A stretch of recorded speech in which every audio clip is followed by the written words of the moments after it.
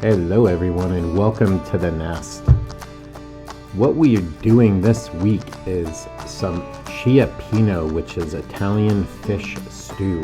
So I've been fortunate enough to have Cioppino at the restaurant that made it famous, Tadichs Grill in San Francisco, plenty of times. So I've loved it since then. What we're doing here is I've got about a cup of white wine, some fennel, some shallot, and about 8 cloves of garlic. And we just want to reduce that white wine, cook it down a bit, and then I've added some monkfish.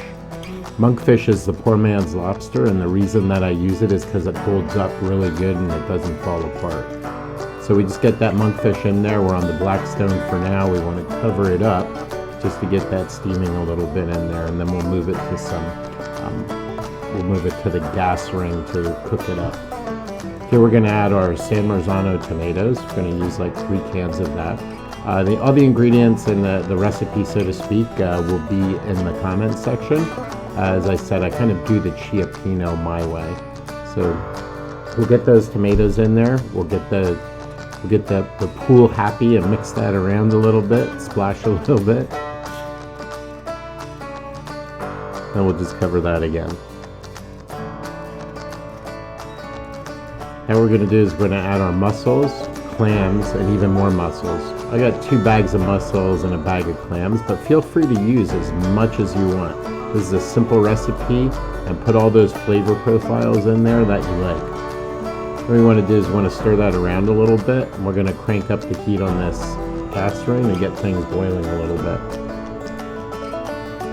I'm going to add about half a cup of brown sugar, just to give a little bit of sweetness to it. I like brown sugar just because of the flavor profile it gives. And then we're going to get another can of the San Marzano tomatoes in there. You can use any crushed tomatoes of your choice. We're going to get this covered up so we can get those shells to open a little bit. As you can see, it's cooking up nicely on the gas ring.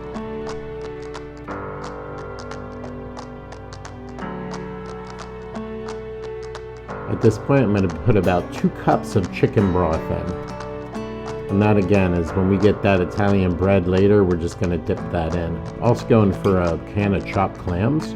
You just want to mix that all in there. Large can of chopped clams. Then we want to cover that up, let those flavors all come together.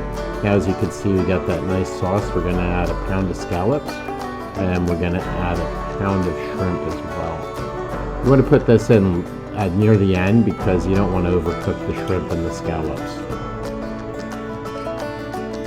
For the clams and the shellfish, it's really, the mollusks, the mussels and clams, it's getting that flavor, the juices that are released when you open those clams up.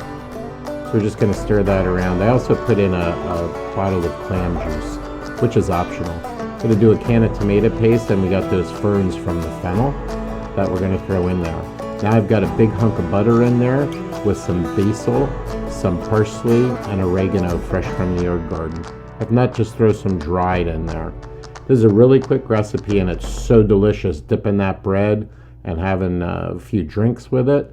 And here we go. We got our finished product. Throw a little bit of Parmesan cheese on there. And I served it with some eggplant that I put together from the garden and a lot of bread. Just dip that in there and have a great time with friends and family. Thanks for the support. Please subscribe.